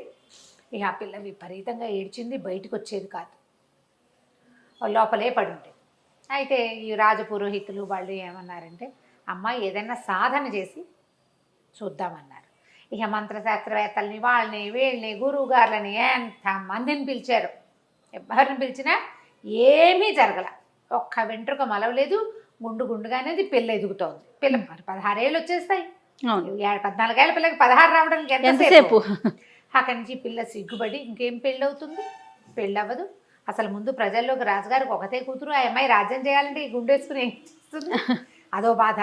సరే ఏం చేసింది, రోజు దైవ ప్రార్థన చేసుకునేది క్రమం తప్పకుండా. బ్రాహ్మణ ఆయన ఒక ఆయన వచ్చి ఏం చెప్పాడంటే, లక్ష్మీదేవిని ప్రార్థిస్తే కనుక మహాసమృద్ధి కలుగుతుంది. ధనం కోసం ప్రార్థిస్తే ధన సమృద్ధి, అన్నం కోసం ప్రార్థిస్తే ధాన్యలక్ష్మి అన్నాన్ని ఇస్తుంది, జుట్టు కోసం ప్రార్థించవమ్మా చక్కగాను అని చెప్పాడు. ఈ అమ్మాయి లక్ష్మీ ఉపాసన మొదలుపెట్టింది. అహోరాత్రాలు లక్ష్మీదేవి పూజే చేయగా ఒకనాటి తెల్లవారుజామున, శుక్రవారం నాడు ఉపవాసం ఉండి జాగారం చేసి, తెల్లవారుజామున అమ్మాయికి పెద్ద మిరుమిట్లు కొలుపుతూ లక్ష్మీ ప్రసన్నం జరిగింది. అమ్మవారు ప్రత్యక్షం అవ్వల, కానీ తెలిసింది వచ్చిందని. వచ్చి ఏం కావాలని అడిగినట్టు తెలిసింది. తెలిసేసరికి ఆ పిల్ల ఒక జుట్టు కావాలన్న ఒక ఉద్రేకంలో ఉంది కదా, ఆ విగ్రహాన్ని కావులు ఇచ్చుకుని రోజుకు 2 నా జుట్టు పెరిగిపోవాలమ్మా అని కోరుకుంది. 2 నాకు జుట్టు పెరగాలి అన్న కోరికకి తెల్లవారేసరికి టకా టకా టకా టకా పెరిగిపోవటం మొదలుపెట్టింది. జుట్టు పెరిగిందా, కానీ పెరగటం ఆగల. నాకు మోకాళ్ళ దాకా జుట్టు, నడుం దాకా జుట్టు, పోనీ పాదాల దాకా జుట్టు అన్నా బాగానే ఉంది, అంతటితో ఆగిపోయేది. 2 వేసరికల్లా ఏం చేస్తారు, పిల్లని మించిపోయింది జుట్టు, కత్తిరించారు. తెల్లారేసరికి మళ్ళీ పెరిగిపోయింది. 2 అయిపోవాలి కదా, ఎంత కత్తిరిస్తే అంత.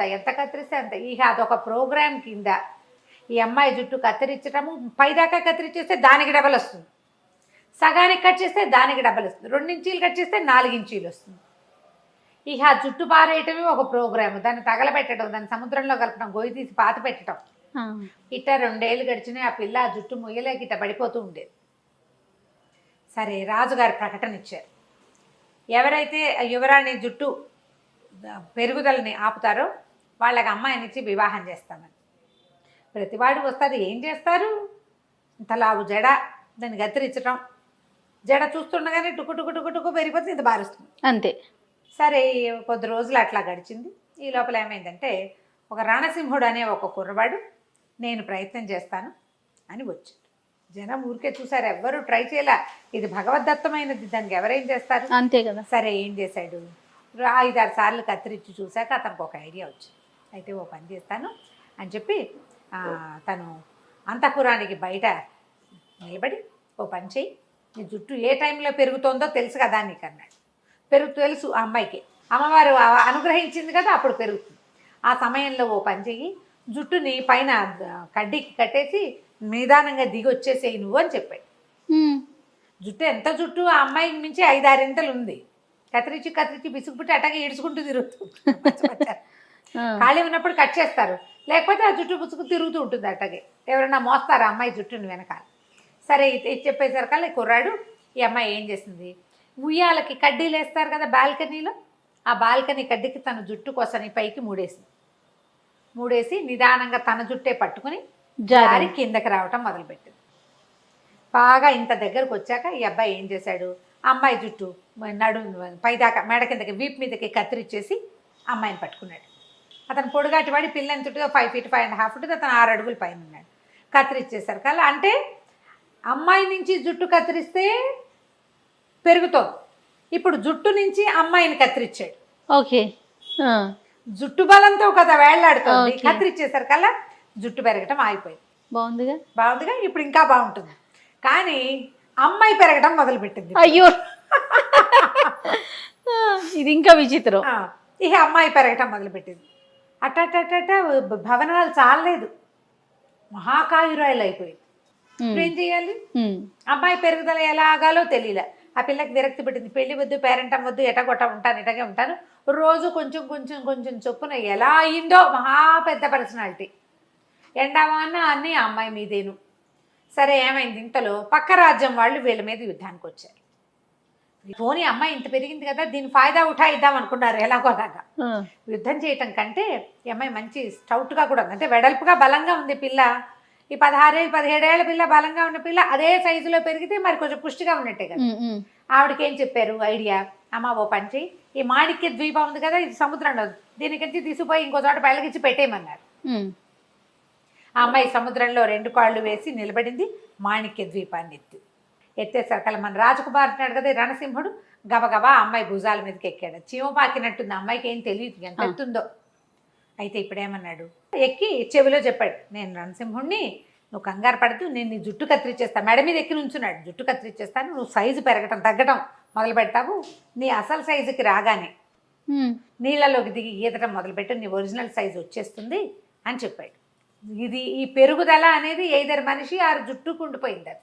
ఓకే, అక్కడి నుంచి ఏం చేశాడు, పెద్ద కత్తెర పుచ్చుకుని అమ్మాయి భుజాల మీద నుంచి అమ్మాయి మాణిక్య ద్వీపాన్ని పెళ్లగిస్తుంటే జుట్టు కత్తిరించడం మొదలు పెట్టాడు రణసింహుడు. జుట్టు మెడ దాకా కత్తిరించేశాడు. మెడ దాకా కత్తిరించగానే ఇంత పొడుగైపోయిన అమ్మాయి 30 సైజ్ తగ్గిపోయింది. నార్మల్గా వచ్చిందా? నార్మల్గా వచ్చేసింది. నార్మల్గా వచ్చేసింది. రణసింహుడు అన్నాడు, ముందే చెప్పాడు, మనం ఇద్దరం సముద్రం అంతా ఈదాల్సి వస్తాము, మనం ద్వీపంలోకి వెళ్ళటానికి సరే అని ఒప్పుకుంది. సరే ఇద్దరు కలిసి ఈదుకుంటూ బయటకు వచ్చారు. రాజకుమార్తె ఒరిజినల్ సైజులోకి వచ్చేసింది. అమ్మయ్య అనుకున్నారంతా. కానీ మళ్ళీ జుట్టు పెరగటం మొదలుపెట్టింది. మళ్ళీ మళ్ళీ రెండింతలు పెరిగిపోవడం, కత్తిరించడం. సరే దీనికి ఇంకో ఉపాయం. మరి ఇప్పుడు ఎట్లాగైనా సరే రాజకుమార్తె జుట్టో మనిషో తగ్గించాలి. అంతే, తగ్గించి ఆ అమ్మాయిని మామూలుగా చేసి పెళ్లి చేసుకుంటేనే దీనికి ఈ రాజ్యానికి రాజు అవుతాడు. అవును. సరే ఏం చేశాడు, ఈసారి ఒక పని చేద్దామని పెద్ద త్రాసు పెట్టించాడు. రాజకుమార్తెను ఒక దాంట్లో కూర్చోబెట్టాడు. ఇప్పుడు ఇది అమ్మాయి మీద నుంచి లాగి సగం జుట్టుని అందులో వేశాడు. కొంచెం కొంచెం కత్తిరించడం మొదలెట్టాడు, అది పెరగటం మొదలుపెట్టింది. ఈ కత్తిరించిన జుట్టు రాజకుమార్తె ఒకే సైజుకి వచ్చేదాకా కత్తిరించేసేట. ఓకే, సమానంగా తూగాక ఇక జుట్టు పెరగటం మానేసింది. అమ్మాయి పెంచాలో జుట్టును పెంచాలో కన్ఫ్యూషన్ వచ్చింది ఆ వరానికి. అమ్మాయికి పెరుగుదల వరం. ఆ తర్వాత ఇంకేమీ పెరగలేదట. ఎంత తమాషాగా ఉందో చూడు. 50s రాయబడిన కథ జయ ఇది. ఆ తర్వాత ఈ సుకేసునికి సహజంగా అమ్మాయికి ఎంత జుట్టు ఉందో అంత జుట్టే ఉంది. అలాంటి బంగారు ముంగురులే ఉన్నాయి. రణసింహుడును సుకేసిని ఇద్దరు వివాహం చేసుకున్నారు. మాణిక్య ద్వీపానికి రాజు రాణిగా ఎంతో కాలం హాయిగా ఉన్నారు.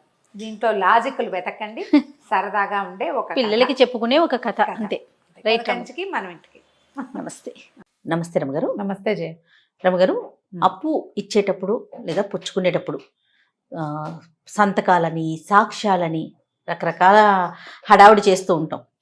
అలా చేసినా కూడా మోసం చేస్తారు, మోసపోతూ ఉంటాం కదా. ఇప్పుడైతే ఇంకా లేటెస్ట్ టెక్నాలజీ, స్టాంప్ పేపర్లని, రిజిస్ట్రేషన్ అని, ఇంకొక సాక్షి అనేసి. ఇదివరకు రోజుల్లో ఎలా ఉండేదండి? ఇలాంటి మోసాలు జరుగుతూ ఉండేవా? ఇలా సాక్ష్యాలు కూడా ఉండేవా రమ్మగారు? సాక్షి ఉండాలి కదా, ఎవరో ఒకళ్ళు మధ్యవర్తులు మధ్యలో ఒకళ్ళు ఉండి ఒకళ్ళు అప్పు ఇచ్చేవాడు, ఒకళ్ళు తీసుకునేవాడు. ఒక కాగితం రాయించుకోవటము, లేకపోతే ఫలానా వాళ్ళు ఊళ్ళో ఉన్న పెద్ద మనుషులు ఎవరో మధ్యవర్తిగా ఉండటము, మున్సబ్ గారు కరణం గారు ఎవరైనా మధ్యలో ఉండి ఇప్పించటము, వాళ్ళ మాట నడవాలి కదా, అలా ఉండేది. అయితే అన్ని చోట్ల అలా ఉండదు కదా. ఏదో మనం తెలుసు కదా అని 10, 20, 25 చేబదుళ్ళు ఇవ్వటం, అలా చేసేవాళ్ళు ఇదివరకు.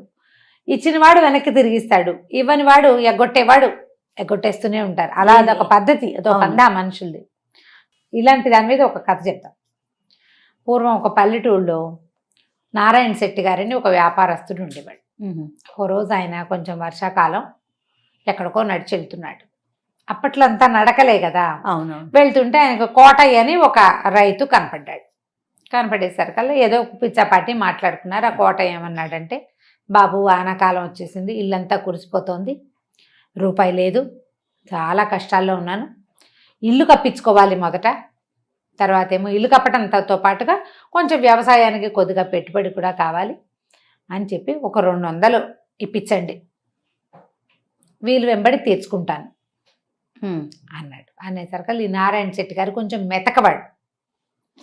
సరే, ఆ దారిలో నడుస్తూ ఏమన్నాడు, అలాగేలే కోటయ్య, ఎప్పుడు చెల్లేయగలవు చూసుకుని చెప్పన్నాడు. చూస్తుంటే, ఏముంది బాబు, ఈ వ్యవహారం అంతా తెమిలి ఇల్లు కప్పేసుకుంటాము, పొలం పంట వేస్తాను, పంట వచ్చాక మీ డబ్బు మీకు ఇవ్వనా పువ్వుల్లో పెట్టి అన్నాడు. అనేసరికల్లా ఇప్పుడు దారే పోతున్నారు ఇద్దరు ఒక దారిలో. అక్కడ ఎవరుంటారు మధ్యవర్తులు? కాగితాలు రాసుకోవడానికి నువ్వు వాళ్ళ ఇంటికో వాళ్ళు మీ ఇంటికో వస్తే ఏదో కాగితము ఒక వ్యవహారము. రోడ్డు మీద నడిచి వెళ్ళేటప్పుడు కదా ఈయన ఏం చేశాడు, రొంటినున్న నోట్ల కట్టలోంచి 200 రూపాయలు తీసి కోటయ్య చేతిలో పెట్టాడు. నోట్లు వచ్చినాయి ఈ కథ నాటికి. పని చేసుకో, వీళ్ళు వెంబడి తీర్చేసేయి, వడ్డీ ఏం వద్దులే అని చెప్పాడు. వడ్డీ వద్దులే అని చెప్పిన వాడు ఎంత మంచివాడు మరి. సరే, పని అయిపోయింది, వర్షాకాలం పోయింది, తర్వాత కోటయ్య పనులు అయిపోయినాయి. 2 సంవత్సరాలు గడిచినాయి. గడిచేసరికల్లా ఈయన చూస్తున్నాడు, ఎప్పుడో ఇస్తాడని. ఒకనాడు ఒక బజారు వీధిలో ఎదురుపడ్డాడు కోటయ్య. ఈయన అన్నాడు, కోటయ్య నీ పనులన్నీ అయినాయా, వ్యవసాయం అది బాగుందా అంటే, అన్నీ బాగున్నాయి బాబు, అంతా కులసాబాబు. మరి నా బాకీ ఎప్పుడు ఇస్తావు అన్నాడు ఆయన. ఏం బాకీ అనేసాడు కోటయ్య. అదేమిటి, నేను నీకు 200 ఇస్తుంది కదా నీ ఇల్లు అవి కప్పించుకోవడానికంటే, మీరు ఇల్లు నా ఇల్లు కప్పించుకోవడానికి మీరు ఇవ్వటం ఏమిటండి, మీరైతే నాకేమి ఇవ్వలా, ఒకవేళ కాగితం ఏదైనా రాసుంటే పంపించండి చెల్లుబాటు చేస్తా అనేసరికి ఆయన శెట్టి గారు ఉన్నాడు, అబ్బాయి మన ఇద్దరం కాగితం ఎక్కడ రాసుకున్నాము, ఆ వాళ్ళు ఎక్కడికో వెళ్తూ కదా మనం మాట్లాడుకున్నాం, నువ్వు అడిగితే నేను జేబులోంచి తీసిస్తాను కాదు నీకు అన్నాడు. అనేసరికి ఏమంటే కాగితాలు లేకుండా ఈ రోజులో ఎవరైనా ఇస్తారండి, మీరు నోటి మాటగా ఇచ్చానని చెప్తున్నారా, పైగా మీరు వ్యాపారస్తులు, అంతెలివి తక్కువగా మీరు నాకు ఇచ్చానని చెప్పడం ఏంటండి, అసలు నేను మీ దగ్గర రూపాయి తీసుకోలేదు, మీరు ఇవ్వాల్సిన అవసరం ఏముంది అన్నాడు. అది పైగా ఇద్దరు ఆయన నిదానంగా మాట్లాడుతున్నాడు, వీడు ఇవ్వదలుచుకోలేదు, అదాటన గట్టిగా అదురుగా మాట్లాడేశాడు. చుట్టుపక్కల జనం చేరేసరికల్లా కోటయ్య ఇంకా ఆదరగండంగా గట్టిగా అతను కూడా, ఈయన ఇచ్చేట నాకు దారేపోతూ ఎవడైనా డబ్బిస్తాడా ఈ కలికాలంలో, కాగితం లేకుండా ఇస్తాడా శెట్టి, ఇలా అంటున్నాడు, 200 ఊరికే వచ్చినయ్యా, అది 5 అని అరిచి కేకలు పెట్టాడు. నారాయణ శెట్టి గారు చాలా మృదు స్వభావి, మంచివాడు, కొంతమందికి తెలుసు, అందరికీ తెలిసినా కూడా ఈ కాగితం పత్రం లేకుండా శెట్టి ఎందుకు ఇస్తాడు డబ్బు. కొద్దిమంది అతని పక్షం, కొంతమంది ఈయన పక్షం అయ్యారు. అయితే ఈ జనాల్లో ఎవరో ఒకళ్ళిద్దరు ఏమన్నారంటే, శెట్టి గారు ఎందుకంటే వచ్చే బాధన, మున్సబ్ గారి దగ్గర తీసుకెళ్దాం తగాదాని, ఆయన చూస్తాడు కదా. సరే, అక్కడి నుంచి ఏమైంది, మున్సబ్ గారికి కోటయ్య తెలుసు, నారాయణ నారాయణ శెట్టి శెట్టి గారు తెలుసు. తెలుసు. సరే రేపొద్దున మున్సబ్ గారికి చెప్దామనుకుని ఆ గొడవల నుంచి ఆయన లేచి వెళ్ళిపోయాడు. ఇంటికి వెళ్ళి అన్నం తిని పడుకున్నాడు. మర్నాడు పోయి మున్సబ్ గారింటికి వెళ్ళి చెప్పాడు, మేము ఎక్కడికో వెళ్తుండగా ఇట్లా కనపడ్డాడు, ఈ విషయం చెప్పాడు, ఇల్లు కురుస్తోంది, తాటాకు కొట్టించుకుని సిద్ధంగా ఉంది కానీ నాకు డబ్బులు లేవు, ఇట్లా ఇట్లా ఉందన్నాడు, నేను డబ్బు ఇచ్చాను, వీలు వెంబడి తీరుస్తానన్నాడు అని వివరం చెప్పాడు. చెప్పేసరికల్లా ఆయన ఏం చేశాడు, ఈయన పెద్ద మనిషి కదా, కోటయ్య కబురు చేశాడు కానీ కోటయ్య ధైర్యం ఏంటి, కాగితం లేదు, సాక్ష్యం లేదు. లేకపోయేసరికల్లా సరే ఇద్దరు తమ వాదనలు ప్రతివాదనలు మున్సబ గారు కూర్చున్న చిన్న సభ, ఒక 6-7 పెద్దవాళ్ళు, ఊరు జనం కొంతమంది, అతని వెనకాల వచ్చేవాళ్ళు, అతని చుట్టాలు, ఈయన వెనకాల వచ్చి ఈయన దగ్గర పనివాళ్ళు చుట్టాలు చేరారు. గుంపంతా రచ్చబండ దగ్గర చేరతారు చూడు పల్లెటూళ్ళు అంతే. సరే మున్సబ గారు అన్నాడు, కాదండి మరి మీరు డబ్బిచ్చేటప్పుడు సాక్ష్యం లేదు కదా, అక్కడ ఎవరు లేరు, ఇంకేముంది, మీరు ఎక్కడ ఉంటున్నారంటే చెట్లు ఉన్నాయండి, దారిలో నడుస్తున్నాం, మర్రి చెట్లు అవి ఉన్నాయి, అయితే సరే మర్రి చెట్టుని సాక్ష్యాన్ని పిలుద్దాం అనేసరికి అందరూ నవ్వారు సభలో వాళ్ళు. మర్రి చెట్టు సాక్ష్యం అంటే ఎందుకు ఉండదు, చెట్టుకు ప్రాణం లేదా అంటే ఉంది, చెట్టుకు ప్రాణం ఉంది కాబట్టి అది పెరుగుతుంది, ప్రాణం లేని చెట్టు ఏమవుతుంది, చచ్చిపోతుంది. ప్రాణం ఉన్న చెట్టు పెరుగుతుంది, శాఖలుగా అటు ఇటుగా వెళ్తుంది, ఆకుపచ్చగా చిగురేస్తుంది, గాలికి రెమ్మాడిస్తుంది. ప్రాణం లేనిది ఏమి ఆడించదు, కదలదు కదా, దుంగలా ఉంటుంది. కాబట్టి చెట్టుకు ప్రాణం ఉంది, చెట్టు కూడా సాక్ష్యం చెప్తుంది అని చెప్పి శెట్టి గారు మీరు ఒక పని చేయండి, మీరు ఏ చెట్టు దగ్గర డబ్బు ఇచ్చానని మీరు అనుకుంటున్నారో ఆ చెట్టు దగ్గరికి వెళ్ళి రేపు సభలో సాక్ష్యం చెప్పడానికి రమ్మని చెప్పిరండి అంటే సరేనండి అని నారాయణ శెట్టి గారు నడుచుకుంటూ పోయేసరికల్లా ఎప్పటికీ రాలా.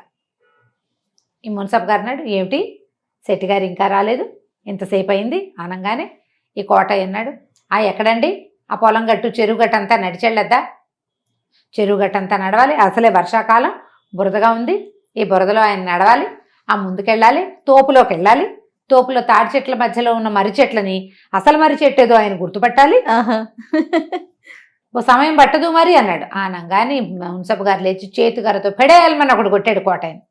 దొంగ వెధవా, ఆయన నీకు ఎక్కడ డబ్బు ఇచ్చాడో నీకు తెలుసు, అసలు మర్రి చెట్టు ఏదో తెలుసు, నువ్వు డబ్బు తీసుకుని మోసం చేస్తున్నావు, ఇలా చేస్తున్నావు. జనమందరికీ అర్థమైపోయింది ఏం జరిగింది. 2 దెబ్బలు కొట్టేశాడు ఆయన. పెద్ద మనిషి నీ అవసరానికి నోటి మాటకి డబ్బిస్తే నిన్న ఆయన్ని రోడ్డు మీద అల్లరి చేసి ఇవాళ తీర్పు కూడా తీసుకొచ్చావు నువ్వు. చెప్పేసిందిగా మర్రి చెట్టు సాక్ష్యం. అంతే. ఆయన తిరిగి వచ్చేసరికల్లా కోటయ్య చెవులు 2 పుచ్చుకుని గొంతు కూర్చుని ఉన్నాడు రోడ్డు దీని మీద రచ్చబండ దగ్గర. తప్పు చేసిన వాళ్ళకి వేసేసి పనిష్మెంట్ 200కి ఈ 2 సంవత్సరాలకి వడ్డీ కట్టించి ఇచ్చారు. అప్పుడు ఆయన ఏమన్నాడు మొదటగా శెట్టి గారు, వడ్డీ వద్దన్నాడు. ఇప్పుడు వడ్డీతో సహా కట్టించారు. పరువు పోయింది. ఊళ్ళో కోటయ్య అడిగితే ఇవ్వద్దు అన్న కాగితం రాయించి వాళ్ళ గోడ కట్టించేశారు. కోటయ్యకి అప్పు ఇవ్వకూడదు, కథ కంచికి మనం భలే ఉండే రమ్మగారి స్టోరీస్ మాత్రం. నమస్తే అండి. నమస్తే జయ.